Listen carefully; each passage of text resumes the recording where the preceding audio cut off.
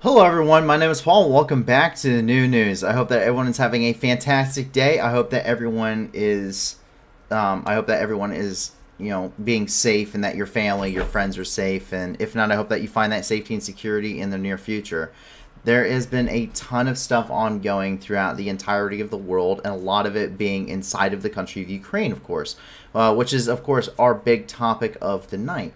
But luckily, when it comes to a lot of this stuff, while it may be rather depressing and kind of a downer, the thing is that we are able to be the news that gives back through you guys, of no less. And the way that we're able to do this is by going, and if you go and check out the description below, you're going to see a ton of different organizations down the description. In fact, we added two more, one being Ripley's Heroes, which will support with non-lethal aid to Ukraine, its troops, and as well as humanitarian aid, and the other one being Feed the Children, which operates both domestically in the United States in impoverished areas, as well as globally in areas such as Africa and Central and South America. So please be sure to go and check out that description, or check out the description. Please, if you can't give a lot to these organizations, give a little. If you can't give anything at all, that's totally okay too. Just be sure to help us grow the channel. The more people that are here, the more people that come here and watch this, overall, the bigger of an impact we're going to have. We continue to make sure that this is 100% for charity. So everything we do here is to support charity organizations, whether that be for humanitarian aid, whether that be for military aid when it comes to the war in Ukraine. Regardless, everything we do is for charities and fundraisers to help people throughout the entirety of the globe and the situations and the crises they may find themselves in. And so we are never doing super chats on this channel. We are never pushing any kind of merchandising. Everything we do will be for charity, always. So thank you very much. But yeah, if you can't help us grow the channel, we want to be able to put a fundraiser on every single stream directly, so that way we can also raise fundraisers, through our stream itself every single night. Now we have a long way to go, but we've also come quite a long way. Thank you everyone who has been joining us and has said, hey, this is something I want to support. I can't believe how fast we have grown, especially over the last few weeks. It's been amazing. So thank you very much for your support, but even more importantly, for the support you've been giving these organizations. Now, as we get ready to get into the news itself, please be sure to ask questions. I am more than happy to answer your questions to the very best of my ability. To give you a little bit of a background on myself, if you're new here, I was a corporal in the United States Marine Corps between 2016 and 2020. I was an AO-0352 anti-tank missileman, which is an infantry marine that utilizes the Sabre and TOW-2 systems, as well as the FGM-148 Javelin system. So I am a subject matter expert in anti-armored warfare. I'm also a subject matter expert in armored doctrine, and I was fully cross-trained as a machine gunner, and of course, I was a rifleman too. So I have a lot of basic knowledge, especially at the tactical level. My two tours to the Middle East, I deployed to Syria in 2017-2018.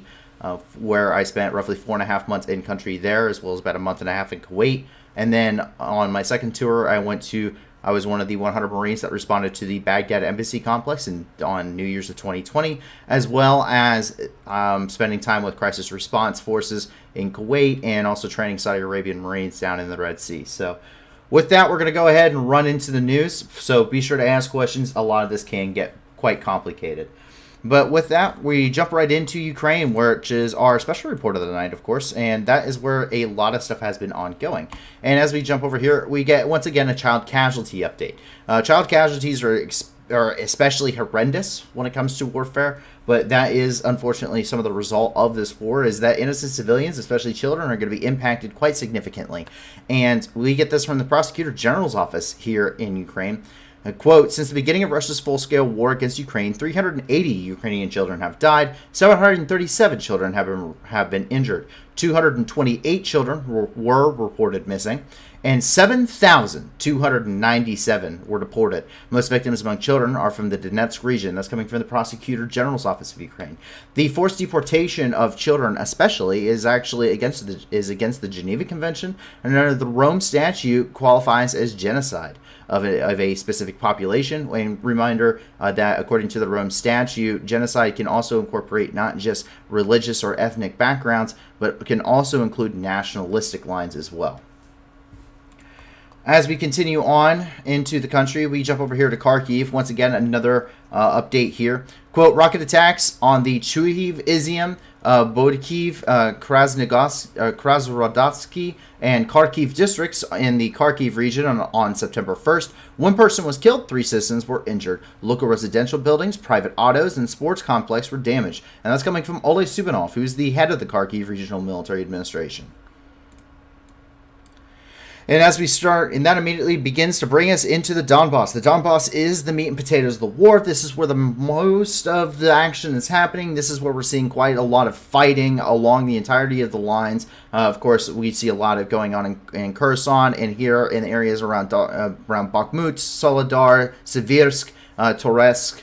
So that's really where we're seeing a lot of this fighting, as well as pretty heavy shelling in areas such as the Izium areas, Slavyansk, Kramatorsk, etc. So what we get here is something that's been talked about quite extensively, is the demoralization of Russian forces. Russian forces have been quite demoralized throughout the entirety of the war. While the beginning of the war really seemed to work in their favor, it wasn't very long after that basically they hit a brick wall, especially in the north. And a lot of these units were basically pounded into being combat ineffective. They're no longer effective as a fighting force. They've taken far too many casualties to really see any of this, or to really see any successes on the battlefield. And what we see is that, Claude, I'll get to you in a moment. Anyway, what we see is that Russian forces are quite demoralized across the entirety of the front lines. And what we end up seeing is that there's a lack of discipline within the Russian military in a lot of ways. And it's quite obvious. We've had videos of stuff like drinking while out in the field, while operating nonetheless a Cornet rocket system. So they were actually on a post and drinking. We've seen Russian troops being drunk while in their building areas, and it's been quite a pretty horrendous thing. We've seen a lack of any kind of regard regarding any kind of discipline within those forces, and that's very apparent. And that's very apparent when you're talking about 30,000 war crimes, that there is a lack of discipline and accountability within the ranks in some way, shape, or form. And that's perpetuated on many different levels, and usually begins small infractions such as this. But as we can see here, this is not how a group of Russian troops would be should probably be operating. Clyde, I would really like to respond to you if you would give me a moment. And this is what ends up happening when you're not having any kind of discipline. Let's just take a look. Yeah. So these are Russian troops in the field, and they are at their billeting area. And I can forgive the shave. I mean, shaving standards are different for every military, and that's not a direct indicator.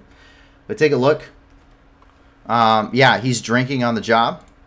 And very obviously, these guys have been drinking on the job. Very obvious. And these are standard Russian forces. Actually, you can tell by, 1, their patches. 2, you can tell by the fact that they're wearing, of course, the ribbon of St. George.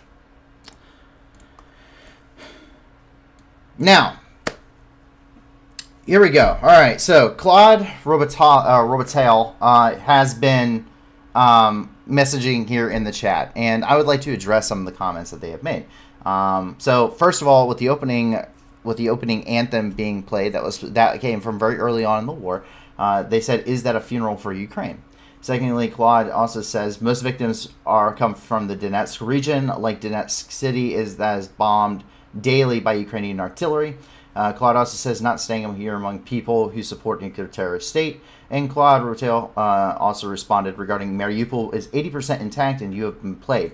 So, first of all, I want to make a very visual demonstration that is very clear here on satellite footage for you. Donetsk. So this map comes from prior to the war really breaking out in Ukraine. And when I mean breaking out, I mean the invasion of Ukraine, the 2022 invasion. What we see is that there's actually quite a lot of restrictive amounts of fighting, even for the duration of the 8 years of war prior to this against separatist forces. The minimization to nothing but military targets, for instance. And the way that we can see this is very simple. I'm going to give you a very quick demonstration.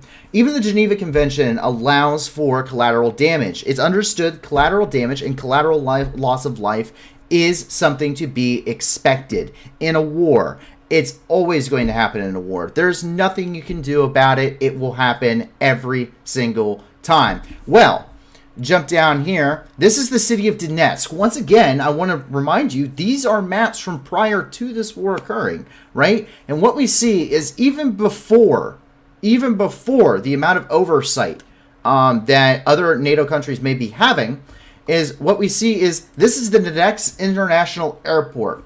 This international airport very clearly has signs of getting absolutely destroyed, especially by artillery. Keep in mind, this is Soviet stockpile artillery, usually DPK-30s, and also you're talking about BM-21 Grad systems. Those are MLRS systems that fire 122 millimeter Katyusha rockets. They are for saturation bombardment. Very obviously, this area has been destroyed, as well as, unfortunately, several housing areas around it. And you can see this level of destruction very clearly. Very clearly. I have no problem, by the way. Claude, you're more than welcome to say I'd be more than happy to have a lot of these discussions with you in an intelligent manner. Just please be respectful. That's all I ask. And that's all I ask from the rest of my audience back. But we check, and we see that this has been destroyed. It's very horrific. Obviously, homes have been destroyed. But for the most part, it has been limited to areas around the Donetsk International Airport, which is a valid military target. Then you come in here, and it's not but across the road that you start seeing immediately the results of lesser and lesser attacks. You see where that collateral damage stops. You see entire areas, buildings, entire housing areas right next to the international airport that have extremely minor, if not any damage whatsoever. This tells us very openly that even prior to the war, prior to the invasion, for the past 8 years of conflict, an area like this close to a military target with the usage of rather inaccurate and weapon systems, relatively, that even Ukrainian forces, to an extent, have picked and chosen their targets to minimize civilian casualties. It's very, very clear. Not only that, but you can see where other destruction has occurred. This is as we're moving into downtown Donetsk. This is destruction of areas that are industrial. Once again, military targets. And what we see is that even this one may be destroyed, but you can see that right across the street, everything's hunky-dory. In fact, the hospital across the street has no signs of damage, at least from satellite footage. And as we continue as well, we take a look, and other industrial complexes haven't even been targeted.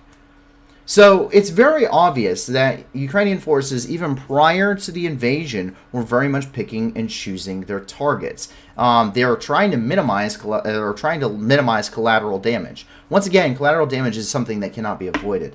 However, some things I would like to point out. The destruction of Mariupol, in response to that, 90% of the city of Mariupol has been destroyed.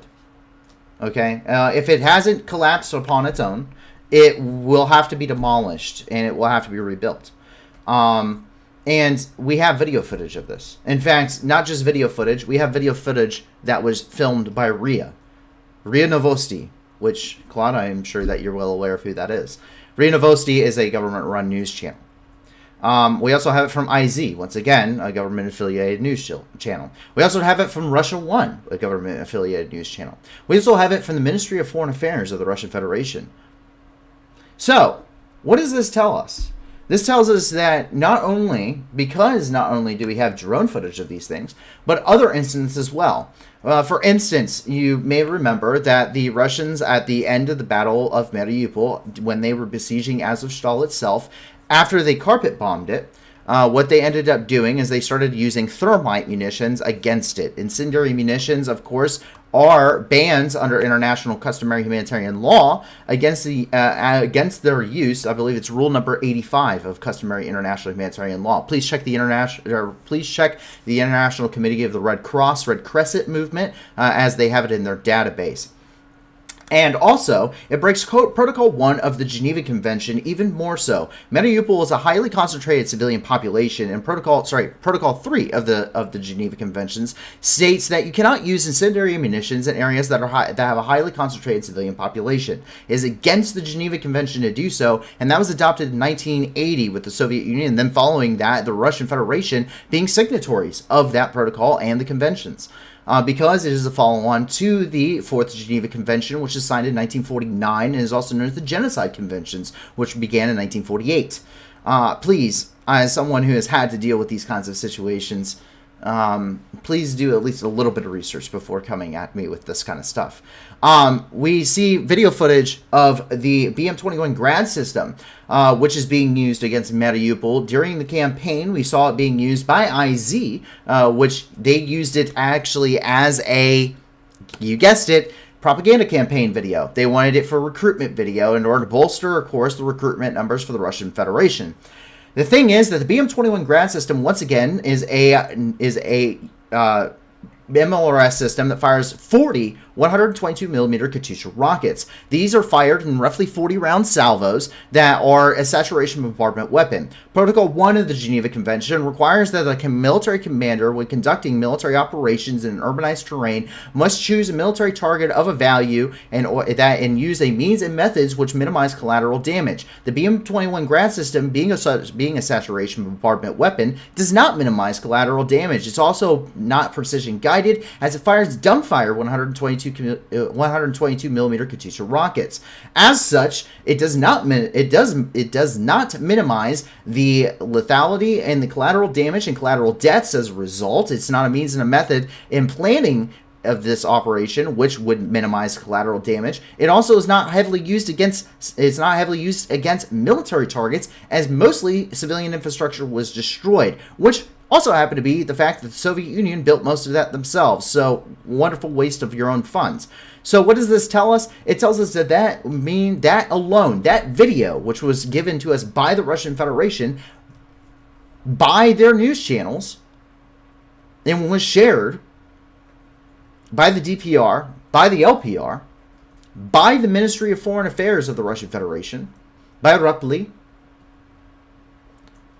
by every other organization, that means that they more than happily posted not one, but two or more, as I'm sure I haven't looked through everything in their archive, or more instances of breaking the Geneva Convention on a mass scale. Not only that, Maxar satellite footage shows us at least 4 different grave sites with mass graves, as well as international reporters behind the lines that have managed to get close-up video footage of these mass grave sites. And that shows at least 3,000 to 5,000 people buried in each of these mass grave sites. The latest estimates in some way, or in some unconfirmed reports right now, have jumped that number from between 10 to 20,000 up to as much as 113,000 civilian deaths. That is not minimization of collateral damage. 30,000 war crimes is not a minimization of collateral damage. Also, Ukraine doesn't have any nuclear weapons, so they cannot be a nuclear terrorist state. They have nuclear power plants. The largest one is occupied by the Russian Federation. The largest one, the International Atomic Energy Administration, just had videos released showing Russian military equipment inside of it. Not that we didn't already knew, as drone footage, which we've shown on this channel, as well as satellite footage, which we have shown on this channel, has already proven that they were there already with military equipment. Russia would be the only country in the world to use a nuclear power plant as a Russian military installation. The only country in the world, ever, in history. So, to all of those arguments, and to all of your further arguments, which I'm sure biolabs may be included in that, as that is usually what the fallback is, I hate to break it to you, but every hospital in the world, if you've ever needed blood tests done, you have a biolab, even in Russia. So, that is my responses to should Cloud be back yet, or if they are not here. I apologize that I went on this rant. But I hope that that is informative to you. I have no problem having these discussions, but please, I can at least conduct a little bit of research before you begin kind of doing that stuff, because so our mission statement is that we plan on being an unbiased and apolitical news source. However, after all of the video footage that we have seen, and keep in mind, you as a viewer see between 10 to 25% of that video footage, there is no way with any kind of a moral compass that we as a channel could support the Russian Federation in its military endeavors or political endeavors within the country of Ukraine. The Russian Federation has very much proven that it cannot play nicely with others, so we 100% support the very strict sanction of the Russian Federation as well as its civilian population. The reason being is that it's in hopes that the Russians will at least understand the fact that it's because of their own government's choices. Because the only way you should be able to change a government is through a peaceful political process within your own country. Emphasis on the peaceful. There's enough bloodshed already. We really don't need much more inside this world. We really do not. And unfortunately, that's seems to be the case. But that is, we want to be able to see good changes happening throughout the world. We hope that the Russian Federation at some point would actually be willing to withdraw, whether that's because of the significant loss of life or the absolute complete destruction of its military. I have no care nor say in that. And if the Russian military continues to wish to put up a fight, then best of luck to you, but I don't think it's going to go well in your favor. I've seen a lot of what can be done in a modern war. I've seen what at least our weapon systems can do, and I've seen a lot of what the Russian weapon systems can do. And Ruski, you better run. You better run far, and you better run fast. And if there are any Russians that happen to be watching this, then I tell you right now that your best bet is to leave. Because I promise you, if you don't leave, you'll be returning home in a body bag, if not a bucket.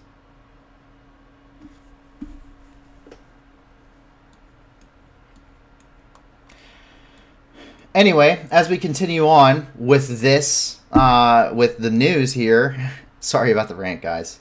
But as we continue on here, what we end up jumping down to is Slavyansk. Slavyansk has been receiving precursor bombardments, and they've been receiving these precursor bombardments because they lie along a suspected Russian axis of advance. The Russian Federation, after taking Severodonetsk, Lysychansk, and most of the Luhansk region, actually ended up taking a tactical pause and reconcentrating their forces elsewhere.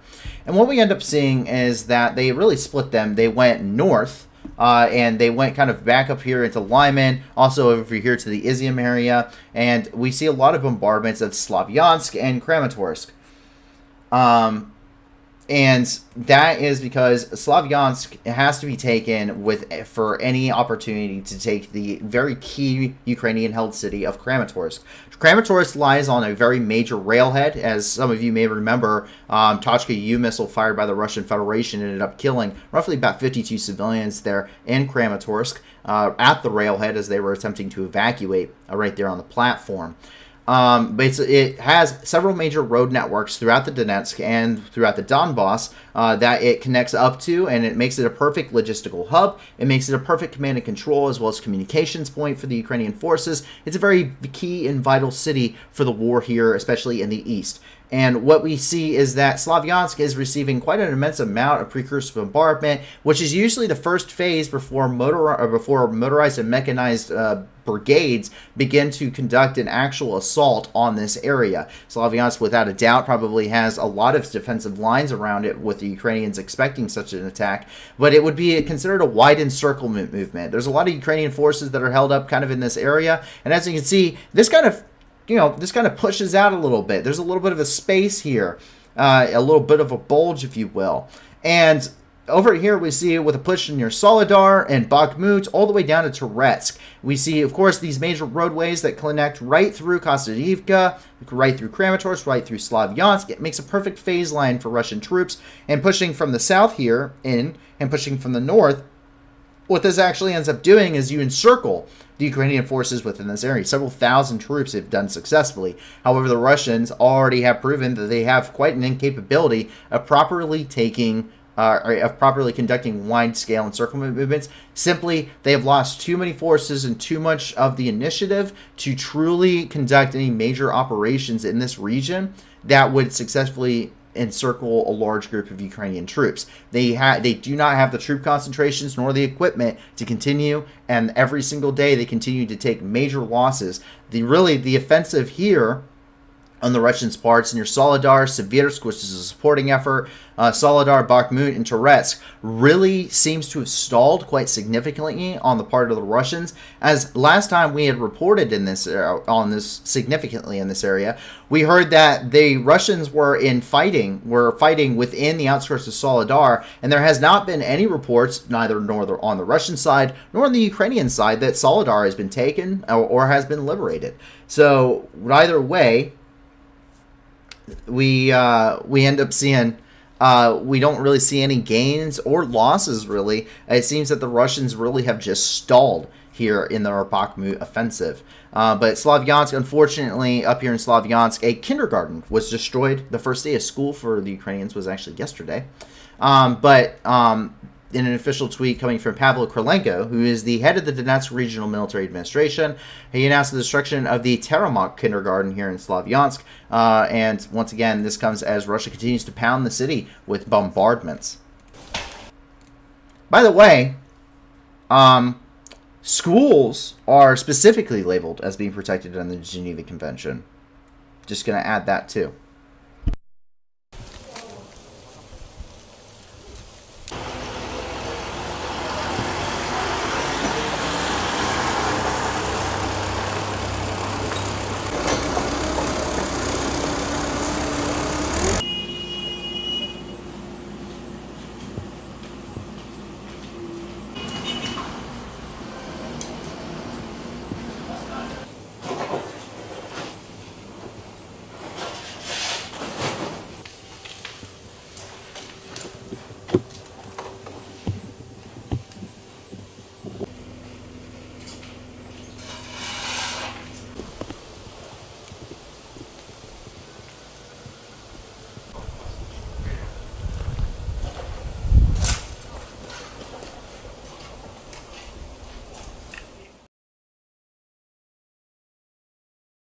Once again, that's an official tweet from Pavel Krylenko, who's the head of the Donetsk Regional Military Administration. Something else that Pavel Krylenko has given us and has given us for some time now has been the daily Donetsk updates, which we get yet another one today, and this is from the past 24 hours of information. And, quote, Russian aggressors fired missiles at the Donetsk region on September 1st. 4 people were killed, 10 citizens were injured. Over here in Alchevsk, this is within the Luhansk Oblast, reportedly a Russian convoy has been destroyed. Now, this is very much reportedly. There are no confirmations of this, so please take it with a grain of salt. What we do know is that several large explosions occurred near the outskirts of Alchevsk, and that large fires and smoke have been spotted, and we actually have video footage of this. So there is no confirmation of the damage or the target, but reportedly what we've been hearing is that this has been a convoy that was destroyed. Not quite sure how, whether that would have been a Ukrainian strike or partisan activity, but nonetheless, we do have some video footage for you here coming out of Alchevsk.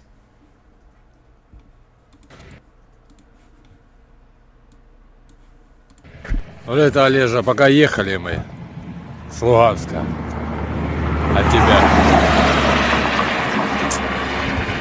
Остановились перекусить перед Алчевском. Ну и пока кушали, слышим прилеты. Вот Алчевск. И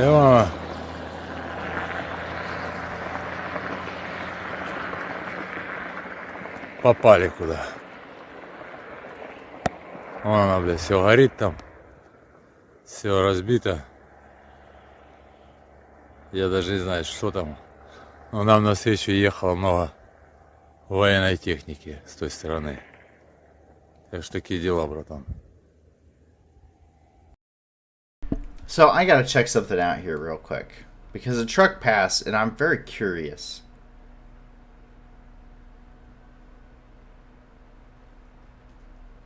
My God, it is.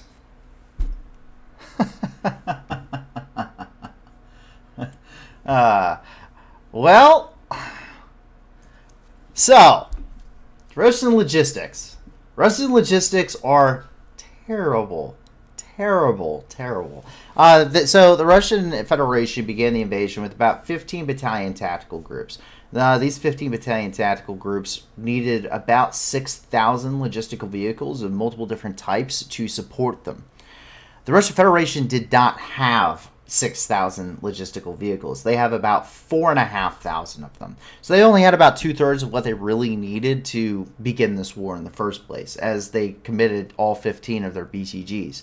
Now, while they have taken significant losses, they have been restocking equipment losses, though they are running low on manpower.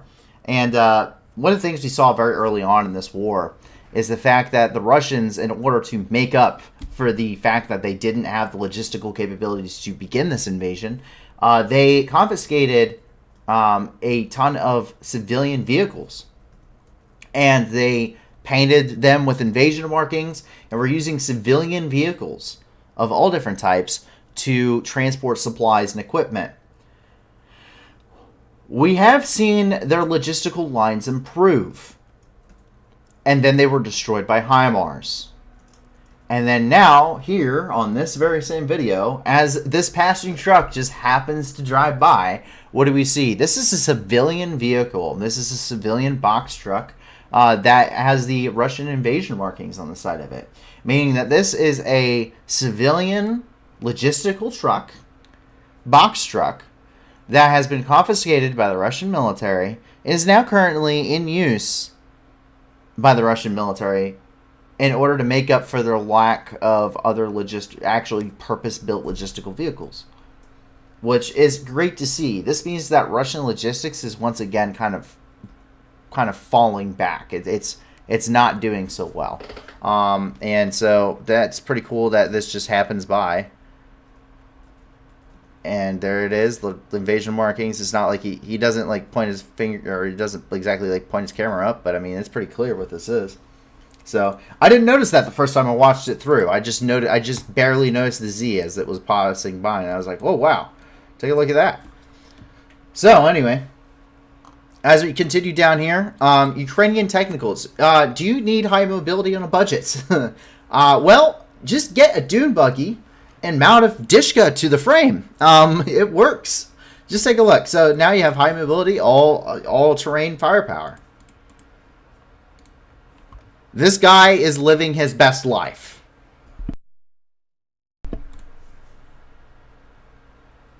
I mean, he is just... My God. First of all, how does this dune buggy handle the recoil?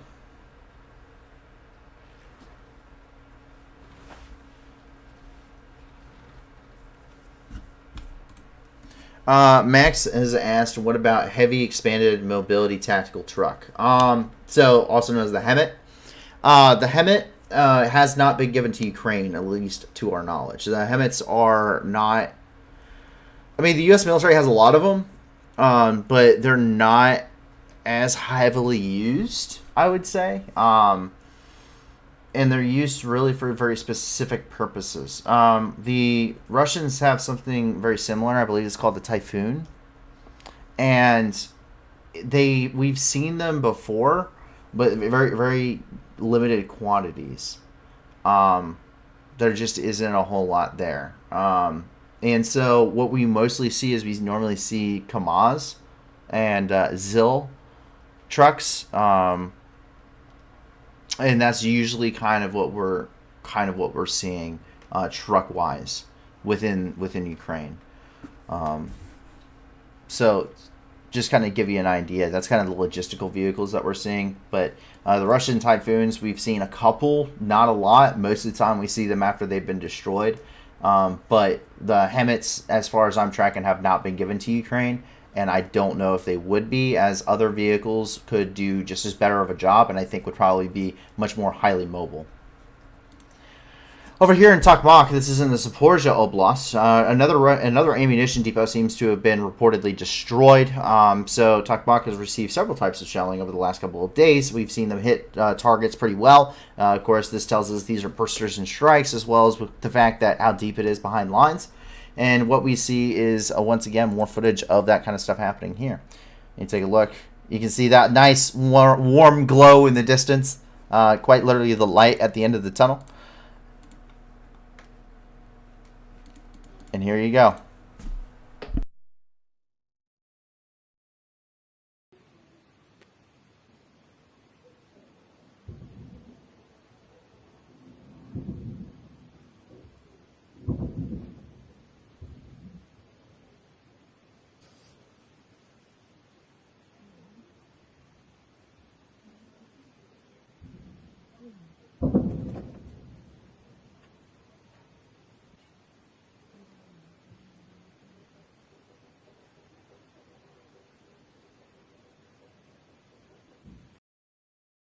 So very faint, but you can hear them. You can hear those explosions coming into Tokmak as those strikes are landing there. As we jump down here, we have a couple of different developments out of Melitopol. The first one is that conscription begins. So this is something that I had translated, and what it is these are conscription letters, and it actually is telling them they need to be in service by the 29th of August. But these have been given to the residents within Melitopol for conscripted military service within the Russian Federation, which just once again emphasizes manpower issues, because the last thing that I would do if I was occupying a country is I would ask that now occupied population to fight for me. That seems like a very terrible idea. Because the first instance that these people get their hands on a weapon, which they will be around a lot of them, I don't think it's going to be going very well for anyone that's trying to keep the peace here. Just jump over here. There are explosions outside of Melitopol as well. More shelling has been reported. Melitopol is quite a large logistical hub. It's very good as a command control center, as well as a logistical hub, because there are a lot of major roads that flow through Melitopol. It also has a rather good centralized location here on the southern front, so you can kind of coordinate what's going on in Kherson Oblast with what's going on over here in Zaporizhia, and immediately link up with what's happening over in Donetsk and stuff on your flank. So it's a very nice kind of centralized location. You can also intake equipment that's coming into Crimea. You can outtake wounded and destroyed or damaged equipment out of the country and back through Crimea over to Russia. It's a very useful area. It's a very strategically important area here, and we see it used heavily, but we also have seen it shelled quite heavily, especially over the last few days. Just take a look.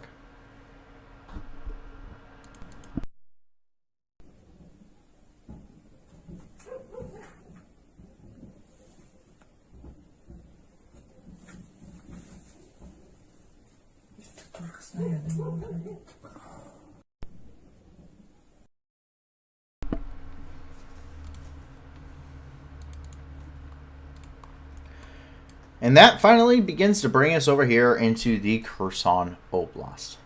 So over here in the Kherson Oblast, there's been several developments, of course, as today is day 5 of the counteroffensive here within the Kherson Oblast. And there's been quite a significant amount of fighting here on multiple areas. Now, something that I was starting to see earlier. Now, there has been a map regarding what's been happening within the Kherson Oblast that's being passed around quite a bit. I do not know the source of the map, to be clear. I do not know the source of the map. I follow pretty much every Ukrainian agency that there is.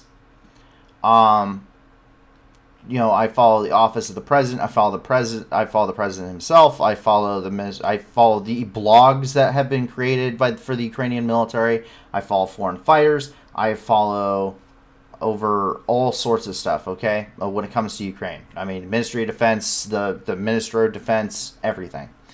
And I have not seen where any of them have posted any kind of maps regarding what has happened in the Kherson Oblast. Not a single one of them. Okay? So, there's no way to confirm any of these gains or losses. And that also means that there brings into question as to where did this map come from and how it has become so circulated. Well, we know it's probably because social media is as bad as it is good. And two, it's very possible that it could be very much misinformation. So I wanted you to be wary when you're seeing these maps. First of all, those kind of gains and losses will be very much operational security dependent, as well as the fact that there is no independent confirmations of a lot of this stuff. We haven't changed our map to reflect anything, and so I highly recommend that you be very wary of any kind of major gains or losses that you're seeing without some kind of evidence. And with that, we begin the Kherson Oblast. Up here, reportedly, these are reported successful strikes here on the day 4. Keep in mind, a lot of official release information is going to come anywhere from 12 to 72 hours after the fact. And that's what we see here. The armed forces of Ukraine destroyed a Russian 152mm self-propelled howitzer 2A-65 Mista B, a 120mm mobile mortar system, 5 ammunition depots, a UAV control point in the village of Pravdino, and an enemy ferry crossing near the village of Kozatsky in the Kherson and Mykolaiv regions on September 1st. And that's coming from Operational Command South. Fighting continues to rage on, and we get a little bit of footage. The Ukrainian forces have gone up against quite a significant amount of defensive and entrenched Russian forces. While initial successes were rather rapid, it has turned into very bitter and bloody fighting, up close and personal in many cases, with Russian forces here. But we do still see some successes here on the battlefield, including this one here.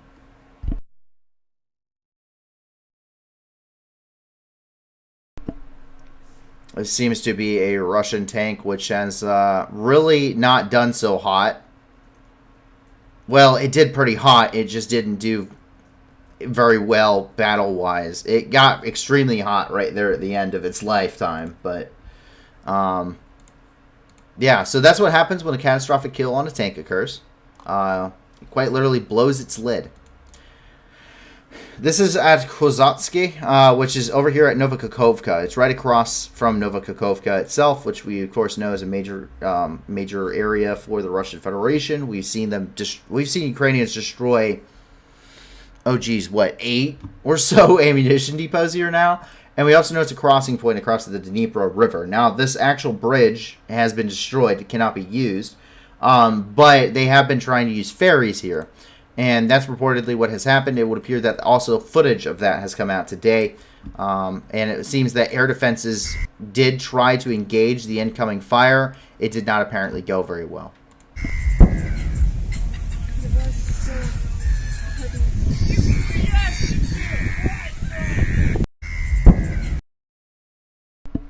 Yeah, Russian air defenses at their best, which is useless.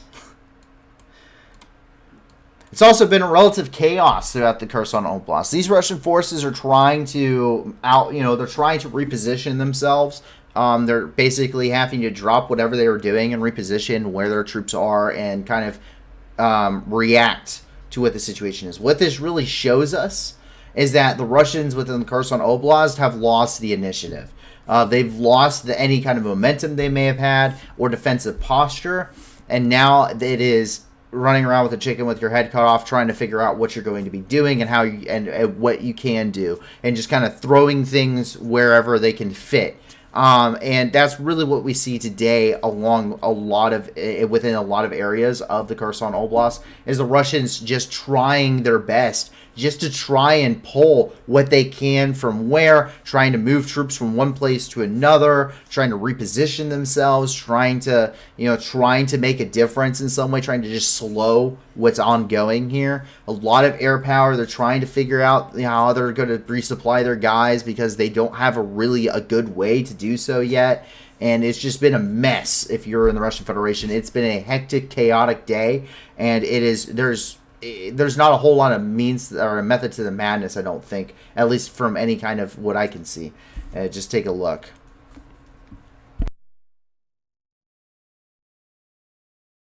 So this is someone who's filming. These are Russian logistical vehicles that are on the move, and you can see that there's also just helicopters flying the other direction.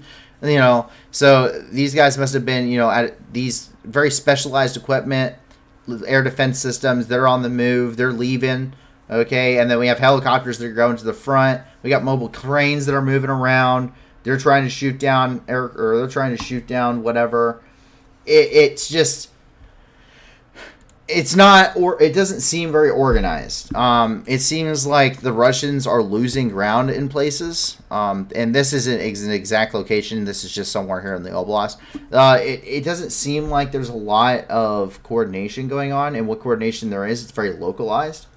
It doesn't seem like there's some overarching understanding of the situation within the Kherson Oblast, at least on the part of the Russians, and it seems like they're kind of scrambling to react, which is not the position you want to find yourself in if you are fighting a war.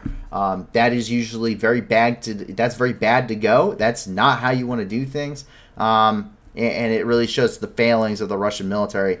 What we do see is that, once again, we've talked about before.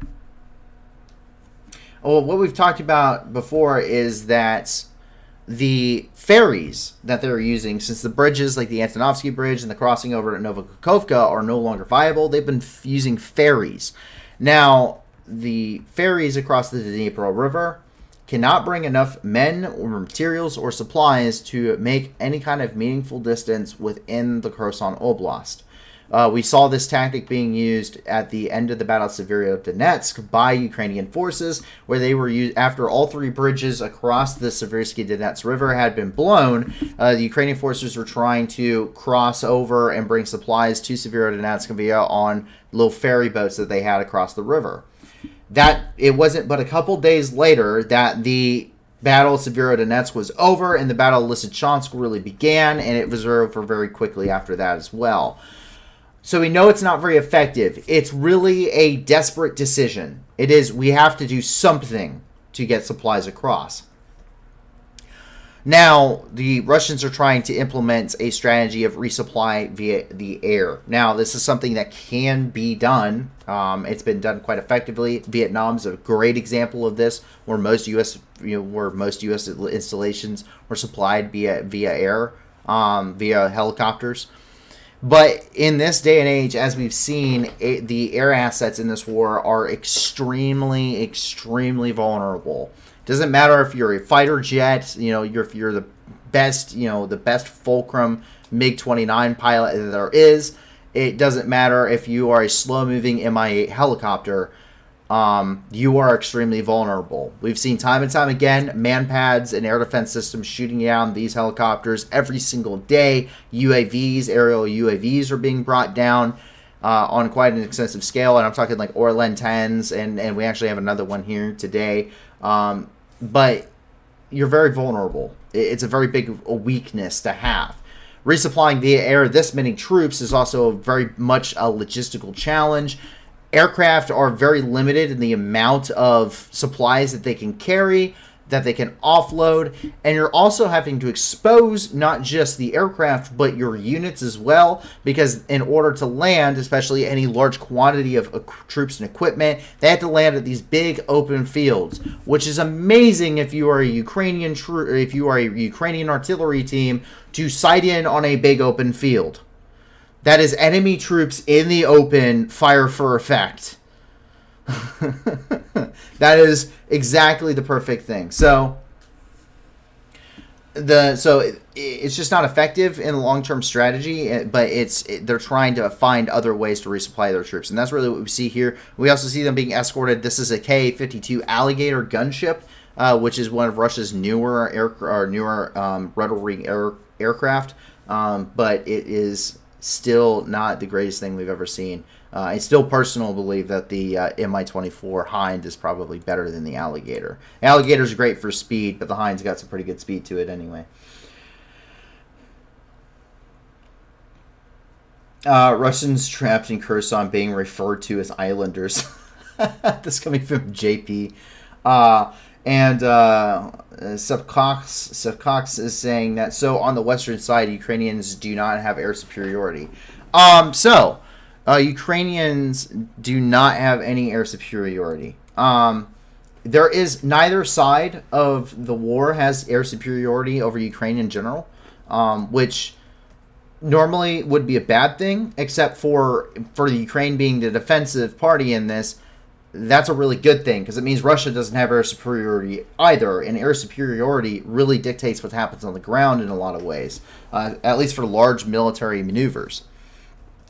So these countries are enjoying localized air superiority. For instance, fighter jets can fly around, Kyiv, I'd even say Dnipro, in pretty relative safety. They're not really worried about, getting, locked onto by any air defense systems or engaged by Russian aircraft at all. When they're flying around here kind of behind the lines, I'd say they could probably get even as far as Zaporizhia in many ways before they start running into any kind of possibility of hostilities in any meaningful way. Maybe the one-off air patrol by the Russian Federation, maybe. But the Russians are kind of in the same way. They have localized air superiority over Melitopol and Mariupol and Luhansk and this kind of stuff. But either side, once they get closer to the front, within, I'd say, maybe 20 kilometers or so, you're really talking about that they are in contested airspace. And it's very dangerous. This is where you're seeing very low-level flights ongoing here. You're seeing nap of the earth flights. You're seeing very low-level aircraft flights. And they're really only popping up to dump their rockets into a general area, saturate it with munitions, and then they're literally turning and burning. But we do know that the Ukrainians are operating, at least with their helicopter fleets. We've seen them operating field depots before, where these helicopters are coming in, landing in a field. They have fuel trucks out there. They have ammunition ready to go out there, as well as some air crews. They load them up right there in the field. They give them the next coordinates of where they're going to be, and then they leave. And then these aircraft leave, and they immediately are turning around and continuing to pour fire onto Russian positions. Once again, Sevcox says, I heard that middle collapse near David, and what is your thought on that? I've just tuned in. So what you're talking about is over here. This is at Davidiv Breed.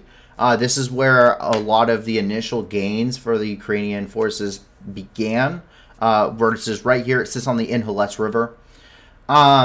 This is about where the 109th Mechanized Rifle Regiment of the DPR, as well as several troops of the VDV, most likely the 7th Air Assault Force, Air Assault Regiment, was actually located here. The Air Assault Regiment was on their flank, and they turned and burned after getting a whole night's worth of shelling. And then the Ukrainians used the gap and exploited it, essentially, is what happened. The middle of the counteroffensive collapsing. I have not heard that. Personally, there's not any evidence to show of a collapse of either by Ukrainian or really Russians. The Russians we've seen actually quite a lot of footage being claimed by the Russians that is also being claimed by Ukrainians, which we just aren't showing because there's no confirmations on either side to say, yeah, this is Ukrainians, these are Russians. We've seen it all. I've heard audio footage, I've heard audio, I've heard video, I've seen videos, I've seen photos. There's all sorts of really conflicting information here. A lot of it's being claimed by both sides. Russia is claiming that the counteroffensive is collapsing in many ways. The Ukrainians aren't saying anything at all, which is the smart thing to do for them. There's no better OPSEC than just not talking about it. But I will say this, pretty much every government agency and President Zelensky tweeted just one word today, and that was victory. So you have to wonder if it's as bad as you think it's going. If it's as bad as it really seems. But that really doesn't tell a whole lot about what's going on the ground. But the attitude of the Ukrainian command is very high. They have very high morale. We do know that the Ukrainian forces are encountering much more stiff resistance than they did on day 1 and day 2. So the fighting has turned much more bitter. It's turned very bloody between both sides. Just yesterday, we showed a lot of Ukrainian casualties as well. So it's definitely a very high kinetic, a very fluid situation, and it's just too early, and there's just not enough information to conclusively say one way or another what has happened here at the front line. It's just enough to tell us that the fighting is still ongoing, the counteroffensive is still ongoing, and these are the general areas that we're seeing a lot of action, and especially when it comes to the Russian logistical capabilities and what they are trying to do logistically and what is hampering them, whether that be destroyed ammunition depots, destroyed ferry crossings, destroyed troops, what have you. So it's just there's just too much going on with not enough information and confirmations to be able to be made to tell you anything past that. Over here in Kherson, more explosions. This is outside of Antonivka. Likely, once again, Ukrainian strikes. And this Antonivka is just outside of Kherson as well. But we can go ahead and take a look here. And you can see that damage right there. Obviously, some large fires. We do not know what was struck. We do not know if it was a formation, a concentration of Russian troops, if it was an ammunition depot, if it was a headquarters, if it was whatever. We just don't know. As we jump up here, what we see is that Russian drone was shot down. This one is very interesting. This is a cartograph. A cartograph is a UAV that does terrain mapping. And Sapox, if you go into our description, has asked, they have asked, where can I see this map? If you go to our website, the link's in the description. You can actually go onto our works daily maps. You can click on 2022, and we have every single one categorized. This would be the 2nd of September 2022. So you can go and you can check those out, and you can click on all of these yourself, and that's for anyone that's watching at home. You can click on any of these. If we have stuff that has like more information, the original articles we're getting this stuff from, or if there's stuff that is a little bit more graphic but we think is important to see, that's kind of 18 plus, we will list it here, but we don't show it on stream. You can go and look at that stuff yourselves at home. But this cartograph, going back to the news here, this cartograph, what it does is it does terrain mapping. Now, according to Ascent Technical, which I am not an expert in how these missiles work, I'm an expert on certain missiles, not these. And they say that the Turcom, that a lot of Russian systems required on Turcom, or terrain, basically navigation, such as the Caliber cruise missile. And what this does is it does terrain mapping for those missiles. And that makes a lot of sense. Caliber missiles are being fired from the Black Sea. We can guarantee that some of them are going towards Mykolaiv, as there's quite often missiles shot down near Mykolaiv and strikes on Mykolaiv. And we also know that this allows them, this better terrain mapping is kind of an improvement on their accuracy. Now, in regards to some stuff, what's happening here. So what we end up is over here in Odessa. Right now, grain ships have been leaving port. Someone in the chat was talking about how there were reports of, in fact, things like explosions in Odessa, rocket strikes. We didn't see any of that when we were doing a research. So I didn't see anything regarding any kind of explosions on any channels regarding Odessa. But right now what we have, this is coming from the official Twitter account of the Turkish Ministry of National Defense. Quote, on September 2nd, 6 more ships with Ukrainian agricultural products left the ports of Odessa through the grain corridor. End quote. So that means more stuff going for humanitarian aid up here in the future. And one thing that came in kind of last minute is that we actually ended up getting something in about Zaporizhia. So, for those that don't know, over here in the Zaporizhia nuclear power plant, it was shelled today. And I'm actually going to add this one live for you guys, so you can kind of see how we do this. But what ended up happening is that here in the Zaporizhia nuclear power plant, this Enahadar was reportedly shelled. And what this means is that this is why the International Atomic Energy Administration is here. Now, that's not good. And what we have here is actually a video of them looking at the shelling here. So just take a look. He's talking. So what is being said here is that the rockets he's talking about is this rocket has impacted itself and it's buried itself into the dirt. And the international team is here, and they're going, okay. So how did it get here? Well, it turned mid-flight, and it kind of turned itself around and just kind of it did a U-turn and angled itself in the ground this way. So this is the official guy. Just take a look. Let's see. Here's the better video for you guys. Вот здесь был крал входа. Вот он входил.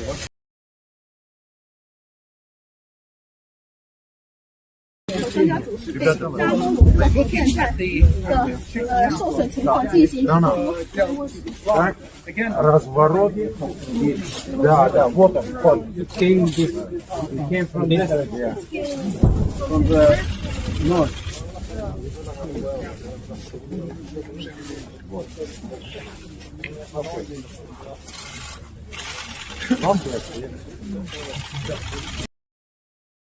Yeah, so we're just going to lie to the International Atomic Energy Administration while we're here.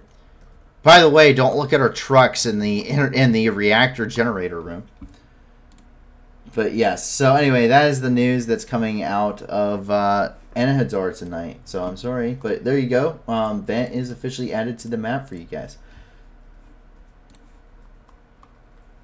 And that allows us, that actually wraps up all of the news inside the country of Ukraine. But don't worry, there's plenty of other stuff happening outside of Ukraine. And what we are seeing is that we are jumping down here directly into the Middle East actually today, because there's not really anything in Europe that we can go through right now. We'll circle back. But over here in Baghdad, it would appear that rallies are held in support of overthrowing the government. Last time this happened, it didn't go very well. Demise of PS is caught red-handed, by the way, regarding the rockets. Yeah, I think so. I think so. The Director General of the International Atomic Energy Administration is leading this. So that's the guy. That is the guy. That is the top level. You don't get any higher than that in atomic sciences guy. Like, that guy is the top. That guy runs the regulations for this stuff. Like, he oversees every nuclear power plant in the world, essentially. And that, yeah, that's caught red-handed. Rockets, I mean, we've seen crazy stuff. Ballistics can be crazy sometimes. Rockets don't bury themselves into the ground like that at that angle by doing a U-turn. Now, the only rockets we've seen do U-turns in this war would be the Russian ones. So I'm not quite sure I believe it, and I'm not quite sure that they do either. But that's just the thing. Anyway, over here at Nusur Square in Baghdad, supporters of the protest movement Shashreen Revolution held a rally for the overthrow of the ruling regime and all parties and parties associated with it, as well as the cessation of external interference in the affairs of Iraq.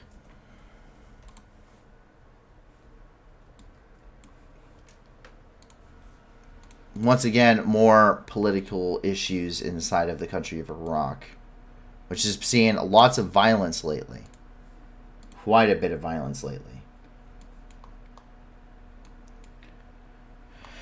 Down here in Saudi Arabia, this is coming out of Kamas Mushat, and what we see is that investigation has been launched after video footage showed women being beaten in a Saudi orphanage. Saudi Arabia authorities in Saudi Arabia's northern Asir region, or southern Asir region, have launched an investigation after a video showed security forces beating women in an orphanage began circulating online. The Saudi press agency, or SPA, reported it on Wednesday. While the full details of the incident are not clear, the 2.5-minute video circulating online appears to show one officer striking at least 3 women with a belt. A group of men, some in uniform and some brandishing canes, are seen chasing women inside the facility and attempting to detain several of them using handcuffs amid a commotion. There is an 18-plus video with this. The reason it's 18-plus is the fact that it may possibly be disturbing, so we don't want to show that here on stream for you guys. But once again, feel free to check out the map on your own time as well, and you'll be able to check that out. Move over here to Herat, where a major terrorist attack has happened here in Herat.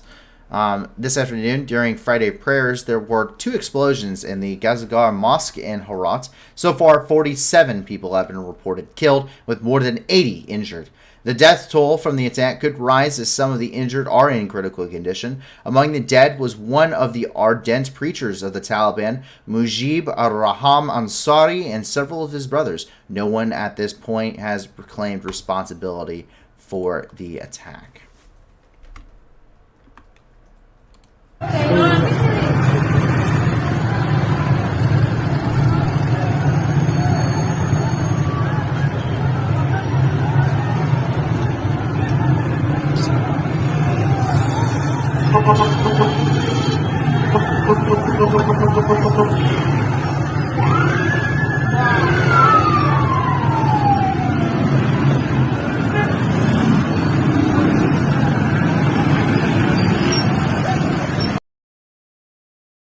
Once again, there's some more 18-plus stuff that's ongoing there as well.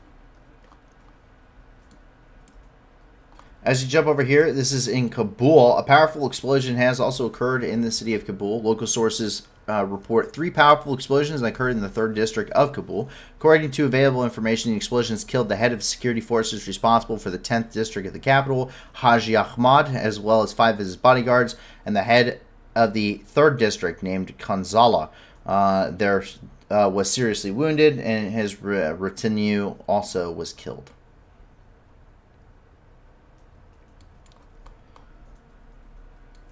And that brings us over here to China, where over here this is in Chengdu, and 21 million people have been put into lockdown in the capital of the Sichuan province.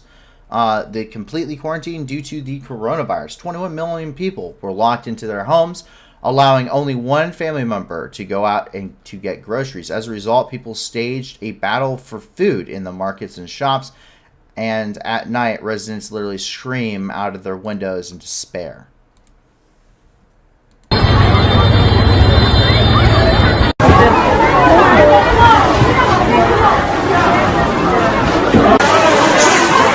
你看，我那个现在在这，你就菜刀刀都在抢。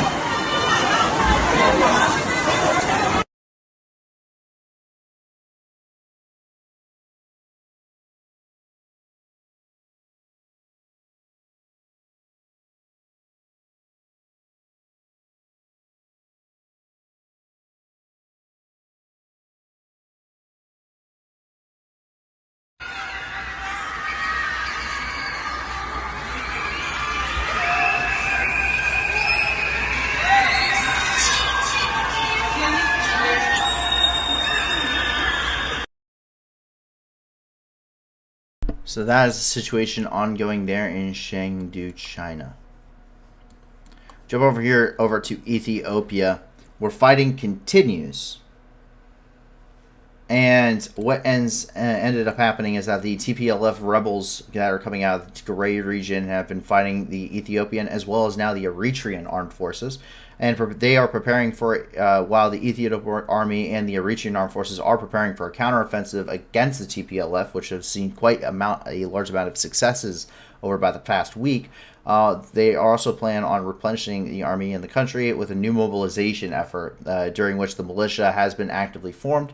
The population of the Wollo region of the Armada states is actively fleeing cities and villages in fear of a brutal ethnic cleansing by communists of the TPLF rebels. At the same time, the rebels launched an offensive to the west of the Tigray region, trying to take the cities of Va and Velkiet, as well as there is also some information that the offensive is also taking place from the territory of Sudan at this point.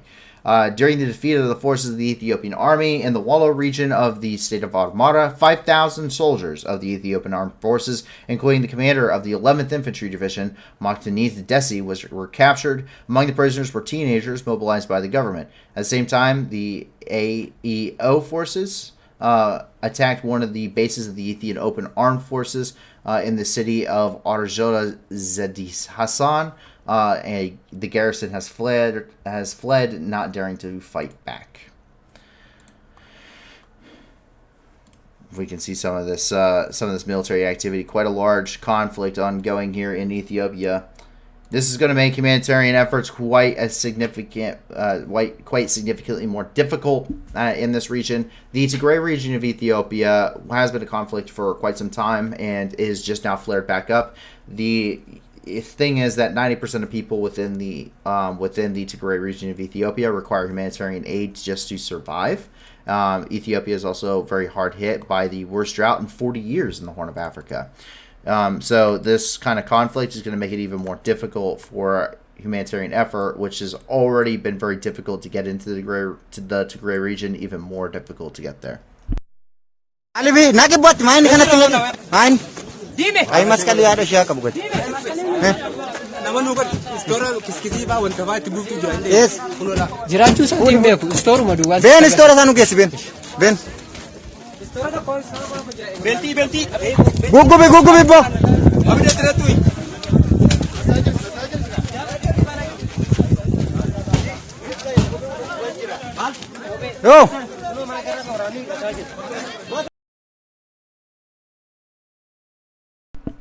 And so the situation there in Ethiopia continues. So jump down here. This is in Buenos Aires here in Argentina. And a failed assassination attempt has occurred against Argentina's Vice President.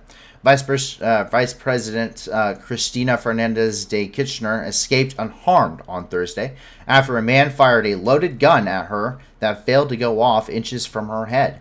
It happened as Fernandez de Kirchner stepped out of her car outside her Buenos Aires home, where hundreds of supporters had gathered. Video footage showed a man holding a pistol next to her head.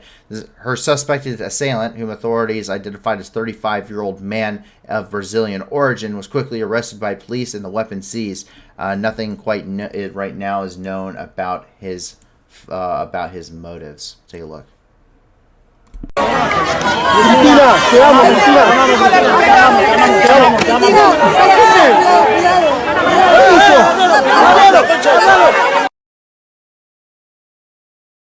Yep, it jammed.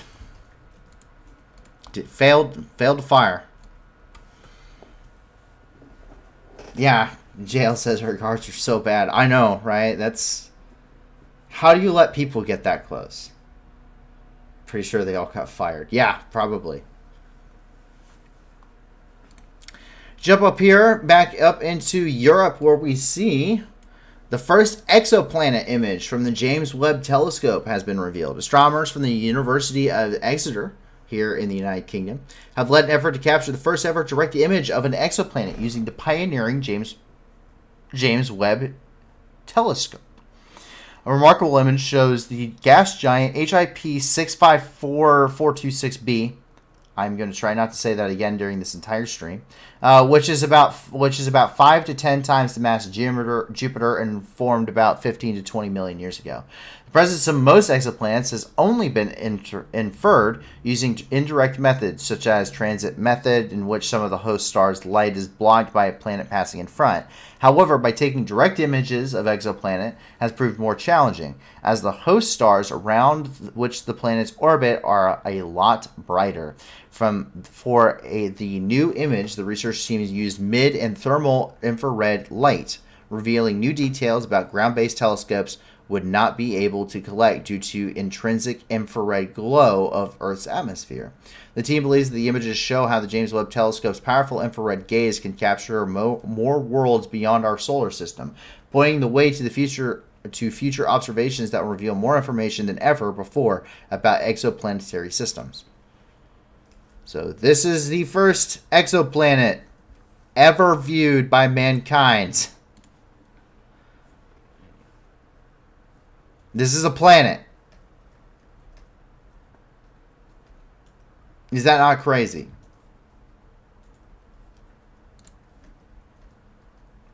But if you want to have more information on that article, please feel free. This is coming from phys.org, and you also can check it out, the original article as well, at Arvix. Or Ziv. I'm sorry, I'm not very good at pronunciation. But tomorrow, we already know what one of our top stories is going to be. And that's because round 2. Engine booster number 3 failed to properly... basically, they had an issue with engine number 3 on the Artemis rocket. Artemis 1 was meant to originally launch, I believe, on the 29th. However, their next launch window is going to be tomorrow at roughly 2:17 p.m. Eastern Time, or 1:17 p.m. Central Time, 18:17 or 6:17 p.m. UTC. So if you guys are interested in wanting to watch that live, you certainly can. Pretty much everyone's going to be broadcasting it.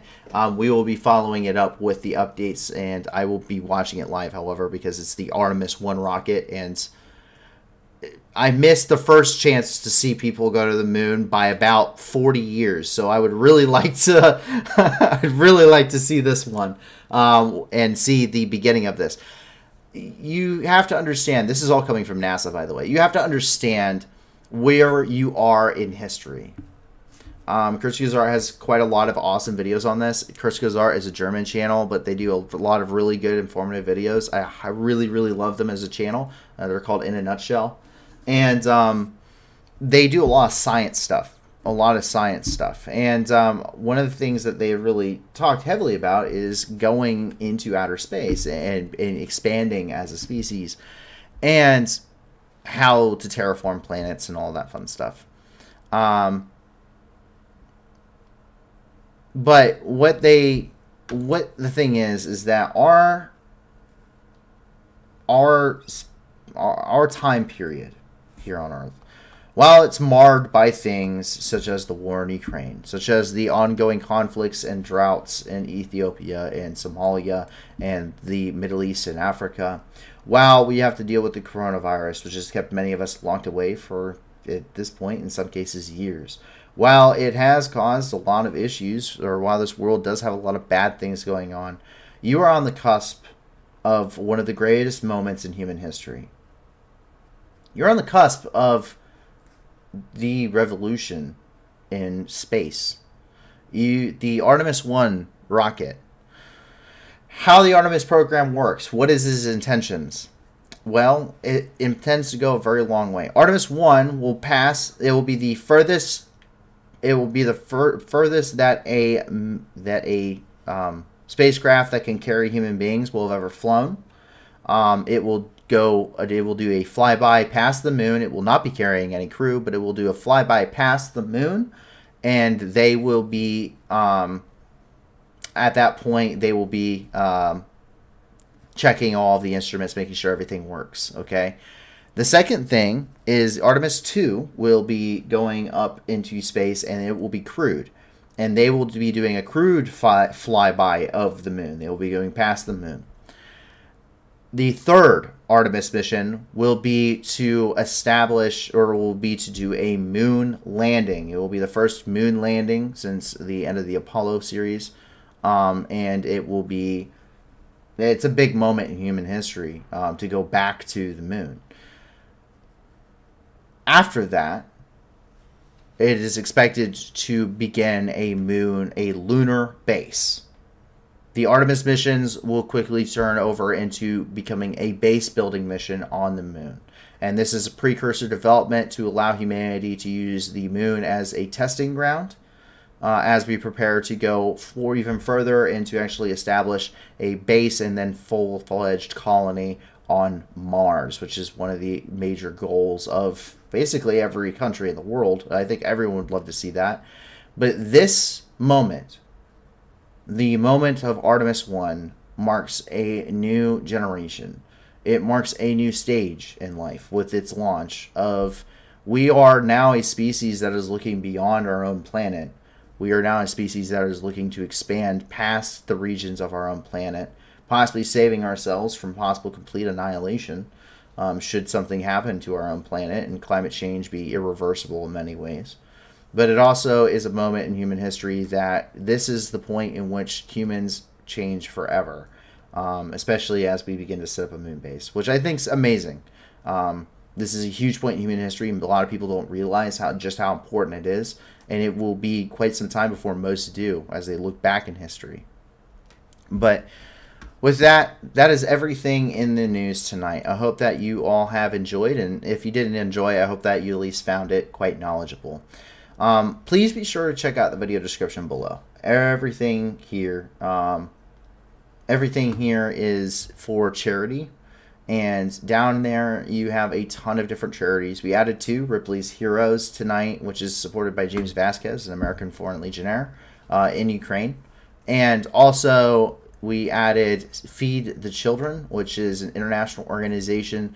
It helps impoverished areas with feeding the child population, both in the United States and abroad within Africa and South and Central America. And as well as there's plenty of others down there. If you have more, please jump onto our Discord and let a staff member know. Send us a link, send us a short summary. We'd love to be able to add it on to the streams, and to the website and to the Discord and to everything else.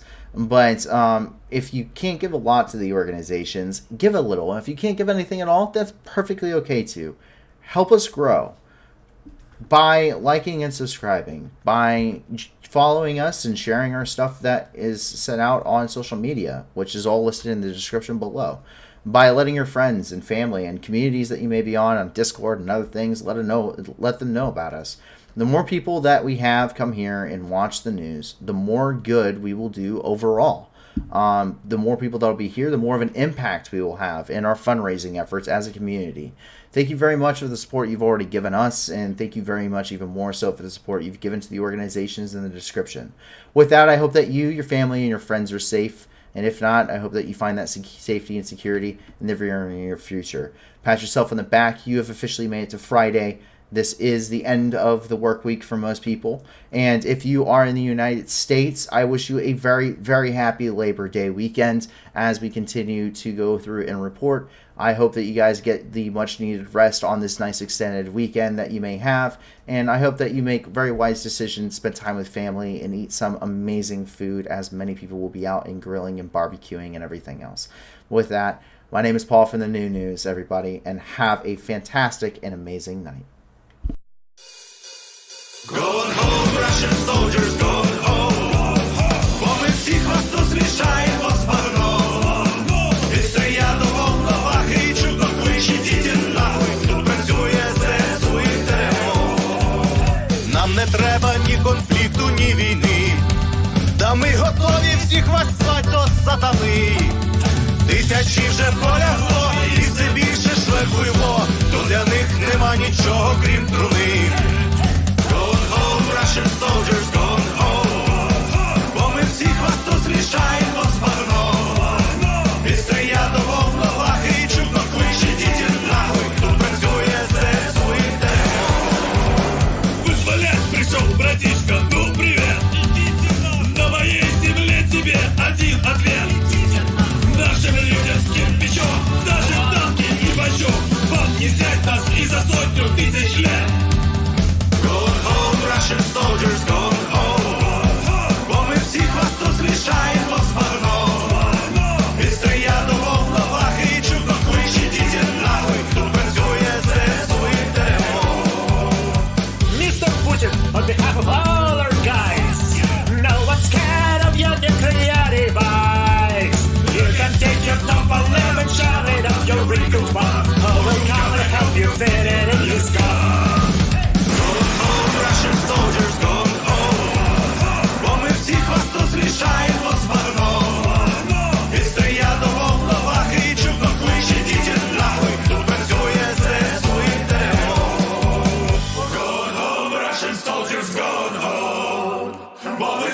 хвосту змішаємо з багном.